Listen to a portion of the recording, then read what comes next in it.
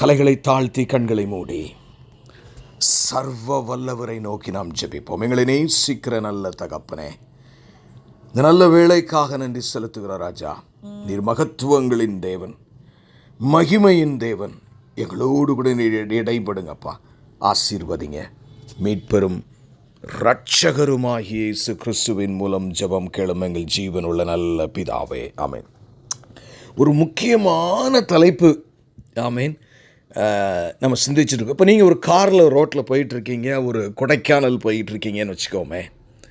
இப்போ நீங்கள் கொடைக்கானலில் போகும்போது பார்த்தீங்கன்னா அதில் ரோட் சைன் ரொம்ப முக்கியம். ரோட் பிளாக்ட், மரம் விழுந்திருக்கு, ஏதாவது ஒன்று ஆபத்து நடந்திருக்கு, ஒரு விபத்து நடந்திருக்கு, நீங்கள் இதில் கேர்ஃபுல்லாக போகணும், இல்லைன்னா போகக்கூடாதுன்னு சொன்னால் நீங்கள் என்ன செய்வீங்க? Sign boards are very important.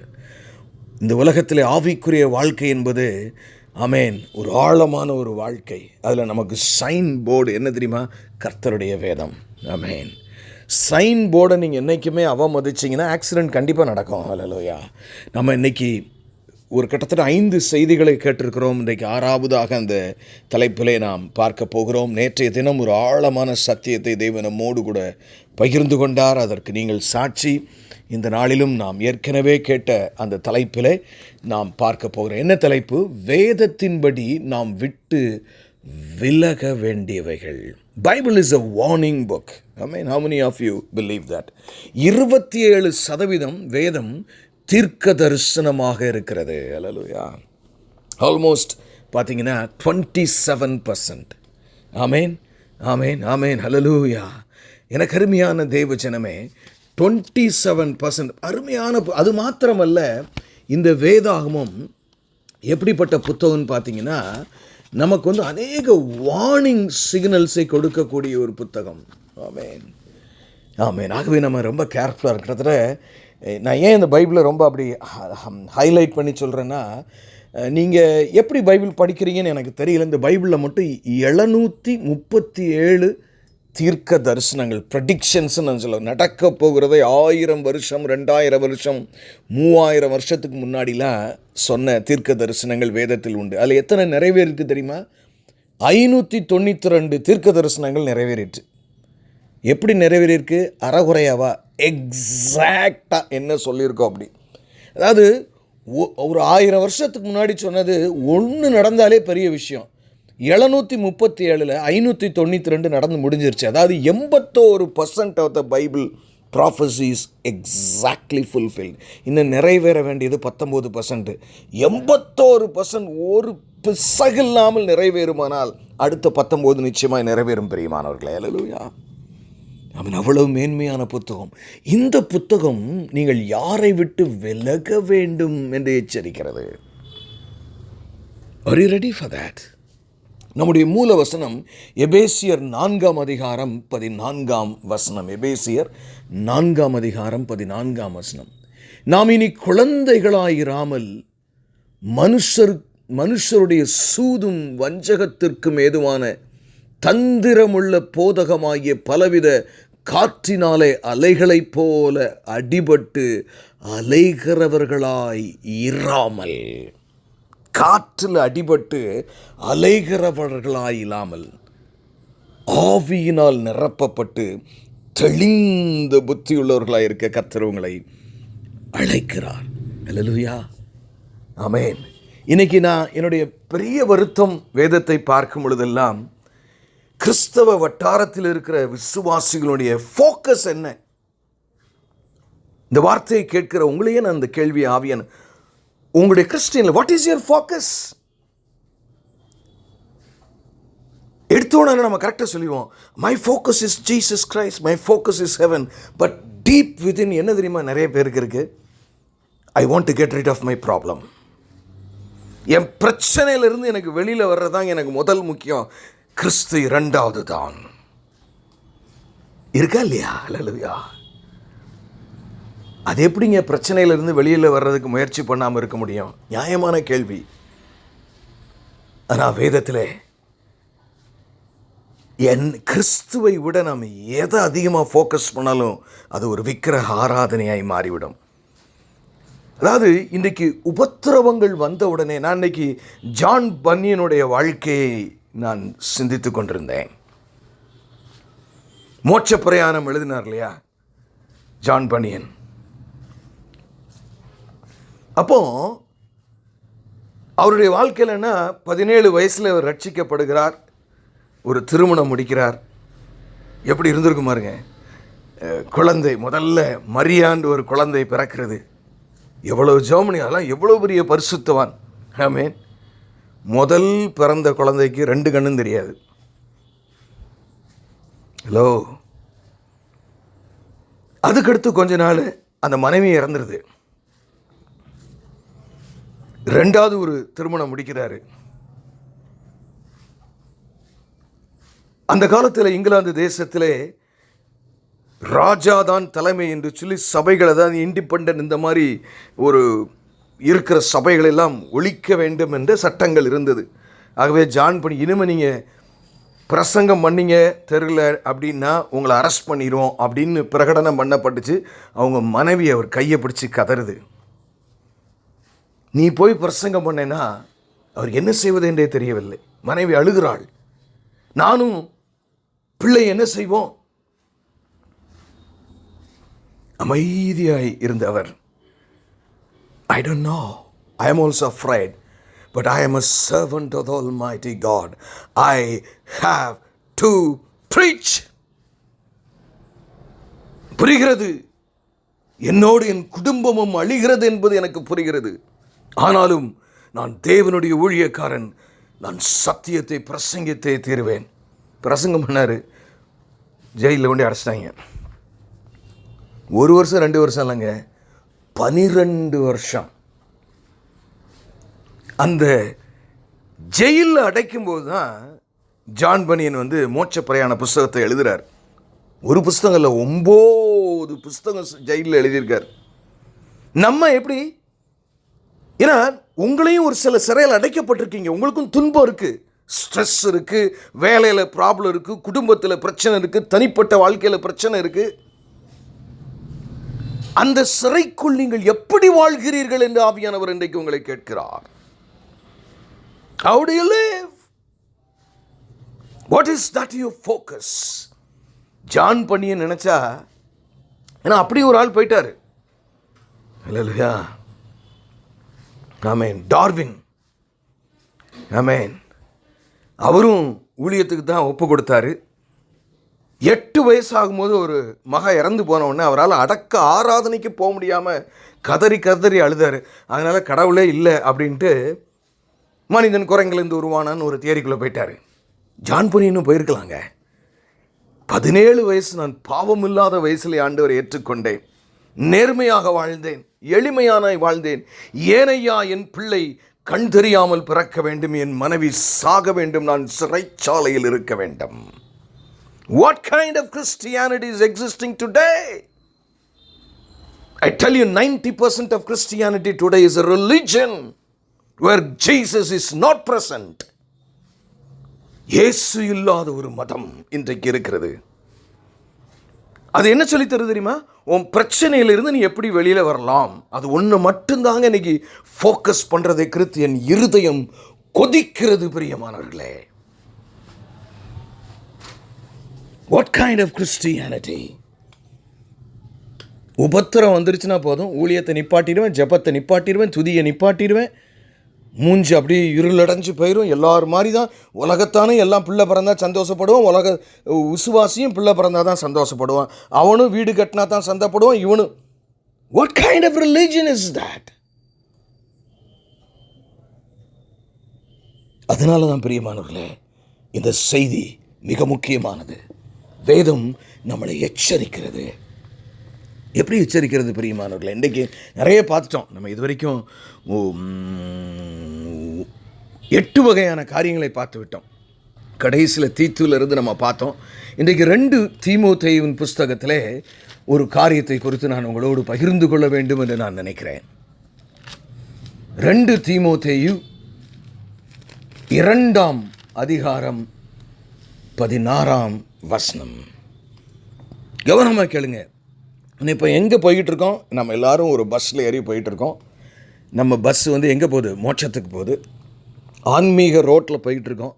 நிறைய சிக்னல் இருக்குது. இதில் என்ன ஒரே ஒருனா எல்லாருமே டிரைவர். அல்லேலூயா. ஒரு டிரைவர், மிச்சதெல்லாம் பேசஞ்சர் கிடையாது. இங்கே எல்லாருமே டிரைவர். ஆமென்.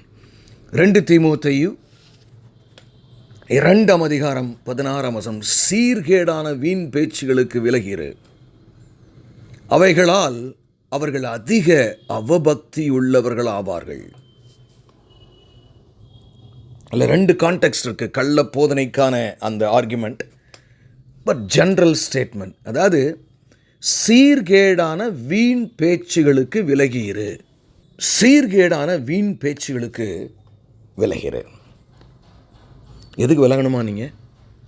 இப்போ என்ன தெரியுமா, சர்ச்சில் நம்ம கேதர் ஆகும்போதும் I'm crisscrossing the world, உலகமெங்கிலும் போகிறதையும் அநேக கூடுகளை நான் காண்கிறதையும் அதை பார்க்கிறதையும் வைத்து நான் உங்களுக்கு சொல்கிறேன். 3 விசுவாசி கூடுவாங்க சர்ச்சில். ஃபாஸ்டிங் ப்ரேயர் 5 பேர் வருவாங்கன்னு வச்சுக்கோமே. இல்லை ஒரு ஸ்பெஷல் நம்மெல்லாம் கூடி இன்றைக்கி ஜெபம் பண்ணுவோம். இந்த 5 பேரும் கூடி 1 மணி நேரம் ஜெபம் பண்ணாங்கன்னா அடுத்து 2 மணி நேரம் கான்வர்சேஷன் தான் நடக்கும். உன் வீட்டில் என்ன நடக்கு, அந்த ஊழியருக்கு என்ன சொன்னார், இந்த அவர் இப்படி ஓடிட்டார் தெரியுமா, இவர் இப்படி போயிட்டார் தெரியுமா. கதை அடிக்கிறது மெஜாரிட்டி. முன்னாடியும் அடிப்பாங்க, பின்னாடி. அதுவும் சாப்பாடுன்னு இருந்துச்சுன்னு வைங்களேன். ஏன்னா ரீசெண்டாக ஒரு நேரத்தில் வந்து செய்தி கொடுத்த எல்லாம் வல்லமே முடிஞ்சு ஆவியானவர் நீ இடத்த காலி பண்ணுங்கிறாரு.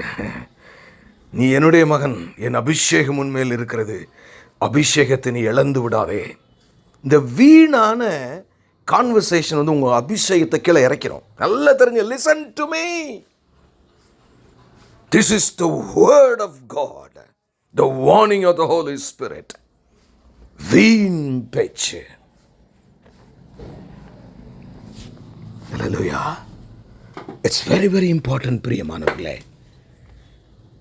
ஆகவே தான் சீர்கேடான வீண் பேச்சுக்கள், அதாவது பிரயோஜனமான காரியங்களை பேசலாம், அதுக்காக பேசாமலே இருக்கணும்லாம் ஆண்டவர் சொல்லலை. ஆனால் பக்தி விருத்தி உண்டாகிற காரியம் நம்முடைய வாழ்க்கையில் நாம் இருக்க. ஒருத்தரை நீங்கள் சந்தித்தாலே அவங்கள நீங்கள் சந்திக்கிறதுக்கு முன்னாடியும் சந்தித்த பின்னும் அவங்களுடைய வாழ்க்கையில் ஒரு மாற்றமும் ஒரு உயர்வும் ஒரு ஆன்மீக தன்மையும் காணப்படணும். அதை நீங்கள் கொள்கையாக நீங்கள் வச்சுருக்கணும். நம்மளை சந்தித்தோன்னா அவனுக்கு பெரிய குழப்பமே வருதுன்னு வைங்களேன். நீங்கள் நிறைய நேரங்களில் பார்த்தா அந்த ஊழியக்காரர் வந்துட்டு போனாருங்க, அவர் பேசுனது எனக்கு பயங்கர குழப்பமாயிடுச்சுங்க. சில நேரம் அவர் உள்ளே சொல்லியிருப்பார், இவருக்கு அது இஷ்டம் இல்லாமல் இருக்கலாம். அந்த குழப்பத்தை நான் சொல்லலை. எதையெல்லாமோ பேசி தன்னை ஒரு பெரியவனாய் காட்டுவதற்காக விசுவாசிகளும் ஊழியர்களும் இன்றைக்கு தீவிரமாய் தீவிரித்து அலைகிறதை பார்க்கிறோம் பிரியமானவர்களே. இன்னைக்கு எல்லா விசுவாசிக்கும் ஊழியர்களும் நாம் பெரிய ஆள். ஆனால் இயேசு கிறிஸ்து மாட்டுத் தொழுவத்தில் வந்து பிறந்தார். யோசிச்சு பாருங்க. ஏங்க ஏதாவது ஒரு குடிசையில கூட எங்கேயாவது பிறந்திருக்கலாம்லங்க அவரு. வாய் சீஷர்களுடைய வாழ்க்கையை பாருங்கள். பொன்னும் வெள்ளியும் என்னிடத்தில் இல்லை.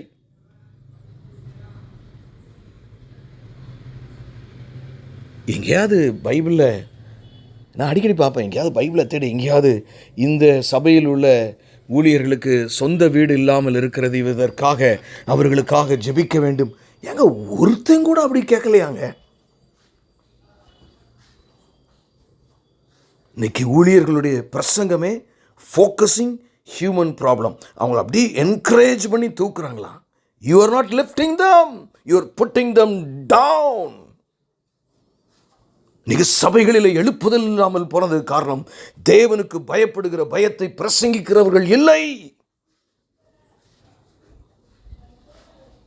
எப்போ பார்த்தாலும் தேவன் அன்புள்ளவர் என்பதையே நாம் ஃபோக்கஸ் பண்ணுகிறோம் பிரியமானவர்களே. Yes, God is love. ஆனால் நேரடியாக ஒரு அன்பை குறித்து 30-31 வசனம் தான் பைபிளே இருக்கு. ஆனால் அவருடைய கோபாக்கினியை குறித்து ஆயிரக்கணக்கான வசனங்கள் இருக்கிறது. இந்த பூமி அவருடையது, தாயின் கருவிலே அவர் உங்களை தெரிந்து கொண்டார். நீ ஆணா உண்டாகணுமா, பெண்ணாக கொண்டோம்னா அவர் சகலத்தையும் தமக்கென்று படைத்தார். இன்னைக்கு நம்ம அப்படியே ரிவர்ஸை ஏடிஎம் மிஷின் மாதிரி கடவுளை மாற்றுகிற ஒரு பாணியிலே இன்றைக்கு காணப்படுகிறது. நாம் நம்முடைய வாழ்க்கையை அவருக்கு அர்ப்பணிப்பதை விட்டுவிட்டு அவரை நம்முடைய வாழ்க்கைக்கு அர்ப்பணிக்க பண்ணுகிற பாடல்கள் எல்லாம் அதுதாங்க. இந்த வார்த்தையை கேட்டுக்கொண்டிருக்கிற அருமையான ஜனமே, முழுமையாக கிறிஸ்துவுக்கு நாம் ஒப்பு கொடுத்திருக்கிறோமா? அப்போ எல்லா அற்புதமும் நடக்குங்க. அல்லேலூயா. என் பிரச்சனை இருக்கட்டுங்க, நான் ஆண்டவருடைய பிள்ளையாய் மாற்றிவிட்டார், அவர் என்ன நினைக்கிறார். அப்படிதாங்க ஜான் பனியன் இருந்தார். யோசித்து பாருங்க, இன்னைக்கு நம்மளா இருந்தோன்னு வைங்களேன், ஏன் நானாவே இருக்கட்டுமே, என் மனைவி வயசு மனைவி கையை பிடிச்சி, என்னங்க எங்களை விட்டுட்டீங்க போயிட்டேன்னா, I still remember a time when I was ministering in Thailand. நானும் இன்னொரு நண்பரும் ட்ராக்ஸை நான் வாங்கி என் காசு கொடுத்து வாங்கி பார்த்தீங்கன்னா ரயில்வே ஸ்டேஷனில் நிறைய அப்படி ஜாப் முடிஞ்சு வரும்போது ட்ரெயின் ஒருத்தருக்குமான ட்ரெயின் வந்தோம்னா ஆயிரக்கணக்கான பேர் ட்ரெயினில் இறங்க கட்ட கட்ட கட்ட கட்ட கட்டன்னு கொடுப்போம். ஆனால் போலீஸ் எங்களை தேடுவான். அப்புறம் என் ஒய்ஃபுக்கு ஃபோன் பண்ணேன், எப்பா ஒருவேளை போலீஸ் பிடிச்சிட்டானா, அவங்க எப்பா நீங்கள் பாட்டுக்கு வேலை போயிடுது, நீங்கள் என்ன செஞ்சிட்டு இருக்கீங்கன்னாரு. நான் கர்த்தருடைய வேலையை செய்கிறேன். ஹல்லேலூயா.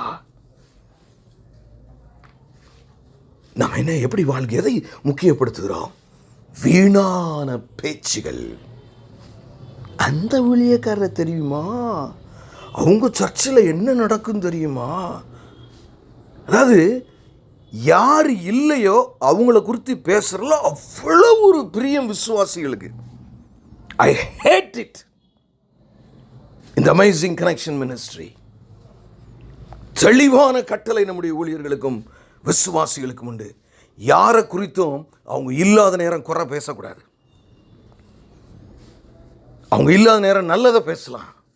குறையா இருந்தால் நேரடியாக சொல்லணும்னு ஜெபிக்கணும். பிரியமானவர்களே, புறம் குறித்திருக்கிற சபையாய் மாறி போகிறோம். ஏன்னா இதெல்லாம் பார்த்தீங்கன்னா நம்மளை அப்படி அந்த மாதிரி கான்வர்சேஷனை ஹூக்கப் பண்ணிடும்.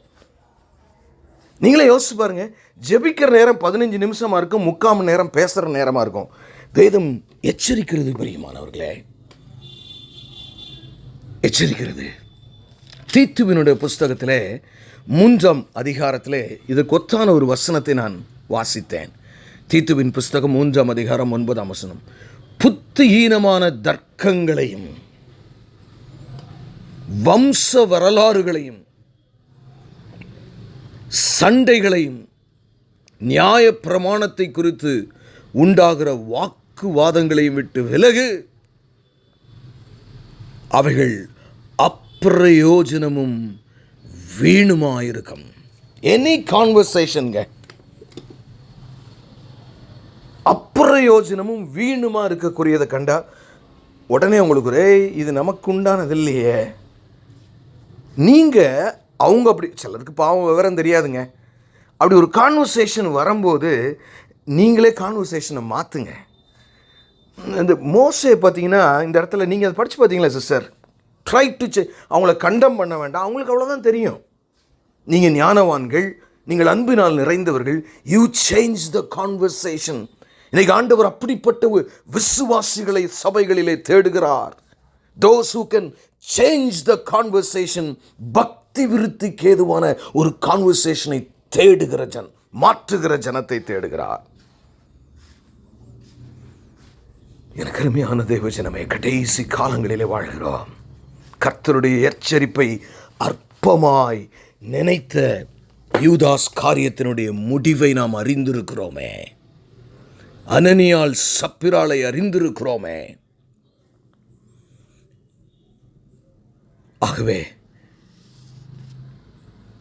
அப்பிரயோஜனமான வீணமாயிருக்கிற விட்டு நம்ம விலகணுமா? ஆமென், ஹல்லேலூயா.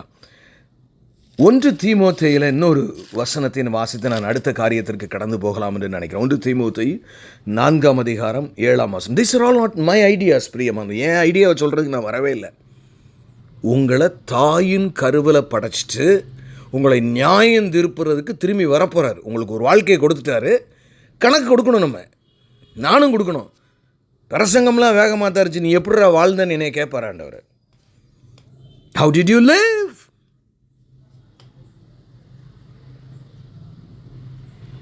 இன்றைக்கி நம்ம என்ன ப்ரெசென்ட் பண்ண, கிறிஸ்தவ வாழ்க்கை ரொம்ப இல்லை, ரொம்ப லேசான வாழ்க்கை. அப்படிலாம் இல்லைங்க. Christian life is a tough life. ஆமென். உண்மை இதுதான் பிரியமானவர்களே. ஒரு ஜான் பனியன் அவரை ஏற்றுக்கொள்ளாமல் இருந்திருப்பானால் அவர் மனைவி மரித்திருப்பார்களா, அவர் பிள்ளை அப்படி பிறந்திருக்கும். நான் அறியேன். ஒருவன் என்னை பின்பற்ற விரும்பினால் தன்னைத்தான் வெறுத்து தன் சிலுவையை அனுதினம் எடுத்துக்கொண்டு என்னை பின்பற்ற கடவன். அப்படின்னா நான் அவனை கடைசி நாளிலே உயிரோடு எழுப்புவேன் என்று கர்த்தர் சொல்லுகிறார்.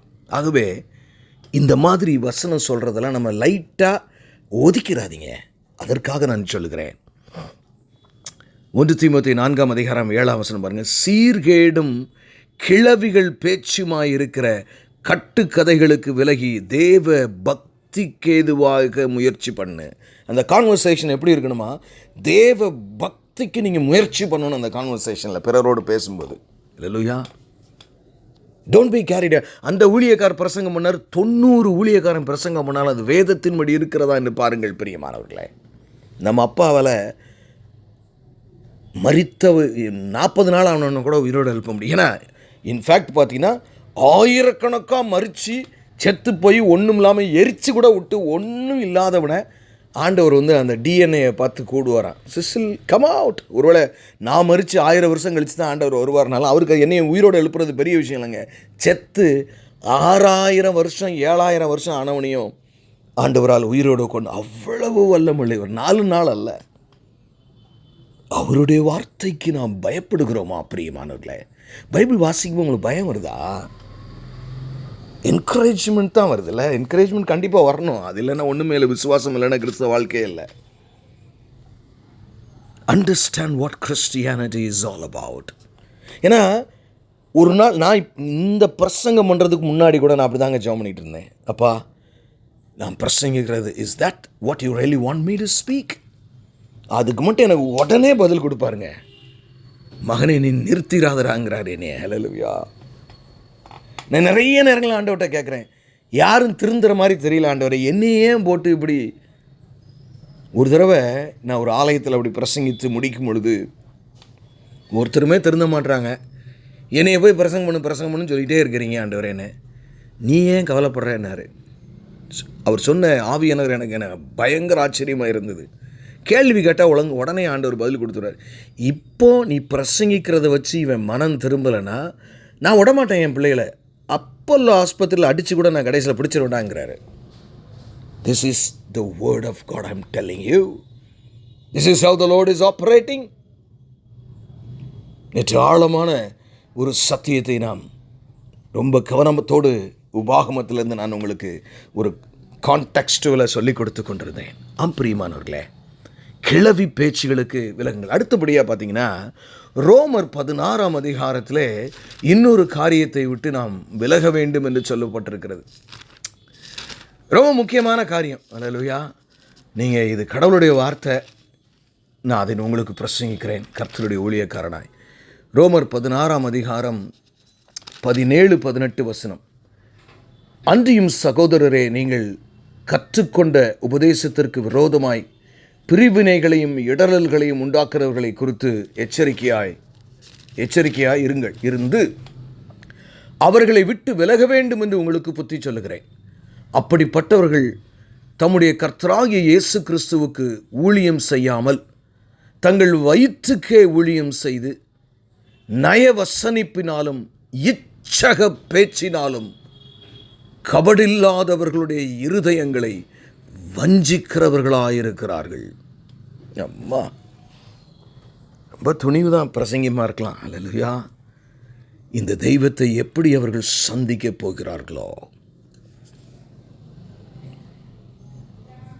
இங்கே என்ன சொல்கிறாரு? வயிற்றுக்கு ஊழியம் செய்கிறவனை விட்டு விலகு, காணிக்க கேட்குறவனை விட்டு விலகுன்னு பைபிள் சொல்லலை. நல்லா அண்டர்ஸ்டாண்ட். நான் பிரசங்கம் பண்ணுற தப்பாலாம் புரியக்கூடாது. கிட்டத்தட்ட 4 வகையான ஊழியர்களை நான் இன்று இந்த காலங்களிலே காண்கிறேன். ஆமென். ஒருத்தங்க உண்மையான தேவனுடைய ஊழியர்கள். அவங்க எப்படி இருப்பாங்கன்னு கேட்டோன்னா, எல்லா சத்தியத்தையும் கரெக்டாக பேலன்ஸ் பண்ணுவாங்க. ஏதாவது ப்ராஸ்பெரிட்டி வேணும் தான். கார் இல்லாமல் இருக்க முடியுமா? சைக்கிள் இல்லாமல் இருக்க முடியுமா? பைக் இல்லாமல் இருக்க முடியுமா? ஆனால் அதையே ஊதுறது. அடுத்து இன்னொரு கோஷ்டி அவருடைய 2ஆம் வருகையே ஊதி பலூன் மாதிரி பெருசாக்குறது. இன்னொருத்தங்க பரிசுத்த ஆவியானவரே ஊதி பெருசாக்கி பிதா பரிசுத்த ஆவியானவர் வேதாகம் இயேசுவை விட்டுற கோஷ்டிகள்லாம் இருக்கு. இன்னொருத்தங்க இருக்கிறாங்க ஏதாவது ஒரு காரியத்தை மாத்திரம். இன்னைக்கு நம்ம என்ன சபையில் நடத்துறோமா, த குட்னஸ் ஆஃப் காட், அவருடைய நன்மையான காரியங்களை தான் நம்ம ரொம்ப 90 இது பிசாசனுடைய செயல். நல்லா தெரிஞ்சுங்க. அப்படி வண்டியை உலட்டி விட்டுருவாங்க. பேலன்ஸ் பண்ண முடியாமல் ஏதாவது ஒன்றில் உலட்டுன்னு அவன் நினைப்பான். நம்ம ஜாக்கிரதையாக இருக்க வேண்டும். இந்த 4 வகையான ஊழியர்கள் எப்படின்னு கேட்டிங்கன்னா, ஒரு ஆள் நல்ல ஊழியர், கரெக்டானவர். இன்னொருத்தர் கள்ள போதகன். இது யாருன்னு கேட்டிங்கன்னா, இவங்கள்ட்ட நல்ல போதகர்களை வச்சு நமக்கு பிரச்சனை இல்லை, கள்ள போதர்களை வச்சு எனக்கு என்னமோ ரொம்ப பிரச்சனை இருக்குமான்னு தெரியல. இது எப்படின்னு பார்த்தீங்கன்னா, யெகோவா விட்னஸ், மார்மோன், கம்ப்ளீட்டாக பைபிளுக்கே புறம்பா இன்னொரு பைபிளை எழுதிடுவாங்க. அந்த மாதிரி கோஷ்டி. நம்ம அதில் லேஸில் அப்படி விட மாட்டோம்னு நினைக்கிறேன். ஆனால் நீங்கள் ஜாக்கிரதையாக இருக்கணும், அவங்க வரும்போது அதை தெரிந்திருக்க வேண்டும். ஏன்னா இன்னொரு வகையான மூணாவது ஒரு வகை பார்த்தீங்கன்னா, அவுட் அண்ட் அவுட் பார்த்தீங்கன்னா, அவன் வியாபாரி மாதிரி இருப்பான். அவன் எந்த நீதியும் பண்ண மாட்டான், எந்த உண்மையும் இருக்காது. எதையாவது ஒன்று இயேசுவை விற்று சம்பாதிச்சு நல்ல சொத்து சுகம் வாங்கி பயங்கரமான ஆள், பெருமையோட பயங்கரமாக இருக்கணும்னு அப்படி ஒரு கோஷ்டி. ஏன்னா இந்த ஆள்கள்கிட்டே நம்ம கொஞ்சம் கவனமாக இருக்கணும். 4வது ஒரு குரூப் இருக்குங்க, அதுதாங்க ரொம்ப டேஞ்சரான குரூப்பு. பாதி பிரசங்கம் அவன்கிட்ட கரெக்டாக இருக்கும், பாதி பிரசங்கம் தப்பாக இருக்கும். Amen. The most dangerous people for the church, I tell you. பாதி பிரசங்கம் கரெக்டாக இருக்கும், இது கரெக்டாக இருக்கு. அதான் ஆனால் ஆவியானவர் என்ன சொல்கிறாருன்னா, நல்ல கனி நல்ல மரத்தில் தான் இருக்கும்.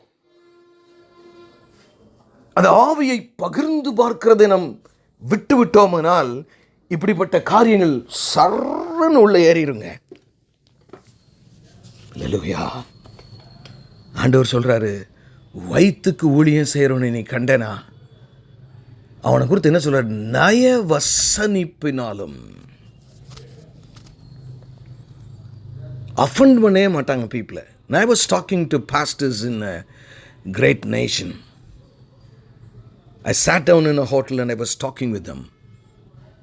I was bluntly saying to them, மக்களை அஃபண்ட் பண்ணவே கூடாதுன்னு நினைக்கிறீங்க, then how will you preach the truth?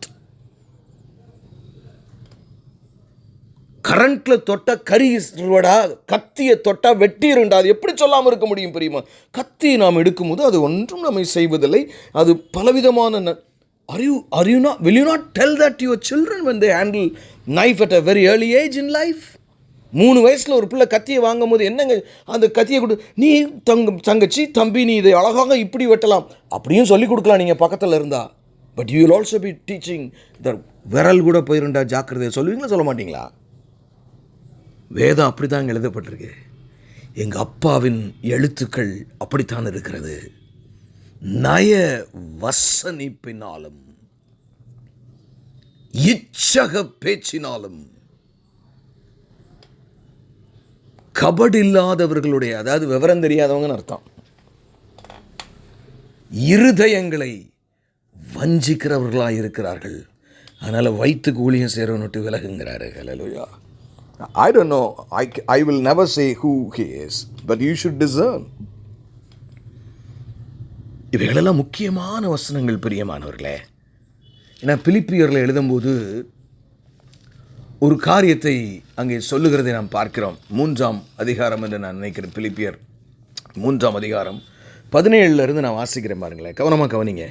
சகோதரரே, நீங்கள் என்னோட கூட பின்பற்றுகிறவர்களாகி நாங்கள் உங்களுக்கு வழிகாட்டுகிறபடி நடக்கிறவர்களை மாதிரியாக நோக்குங்கள். ஏனெனில் அநேகர் வேறு விதமாய் நடக்கிறார்கள். ஏனெனில் சிலர் வேறு விதமாய் நடக்கிறார்கள். அப்படி எழுதலைங்க, அநேகர். Underline that. நீங்களும் நானும் எப்படி இருக்கிறோம்? முதலாவது, ஏனெனில் அநேகர் வேறு விதமாய் நடக்கிறார்கள்.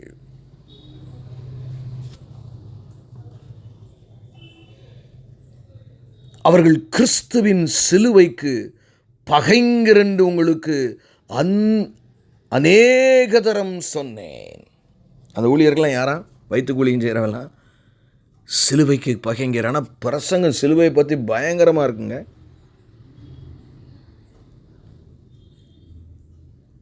இப்பொழுது கண்ணீரோடும் சொல்லுகிறேன். அநேக தரம் சொன்னேன், மீண்டும் மீண்டும் சொன்னேன், இப்பொழுது கண்ணீரோடும் சொல்லுகிறேன். அவர்களுடைய முடிவு அழிவு. அதை பின்பற்றாதீங்க. நீங்க அவர்களுடைய தேவன் வயிறு, அவர்களுடைய மகிமை, அவர்களுடைய லட்சையே.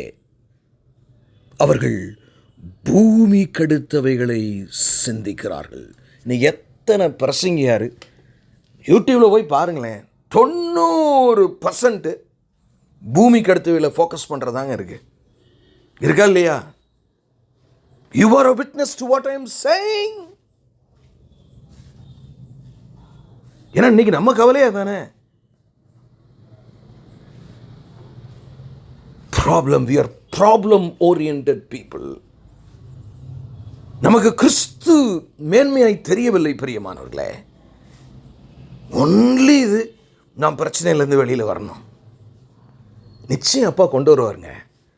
உங்களை போட்டு வரட்டி எடுக்கிறவரை நீதிமானுக்கு வரும் துன்பம் அநேகமாக இருக்கும், அவை எல்லாவற்றிலும் இருந்து கர்த்தர் அவனை விடுவிப்பார், மாற்றமே இல்லை. ஆனால் அவருடைய இருதயம் எப்படின்னா, ஏடா நான் தானடா உன்னைய படைச்சேன் தாயின் கருவில், நீனா வந்துட்டியா? நான் தான் உன்னை ரட்சித்தேன், நீ நாவா ரட்சிக்கப்பட்ட? உனக்கு இன்னைக்கு விசுவாசத்தை கொடுத்துருக்குதுன்னா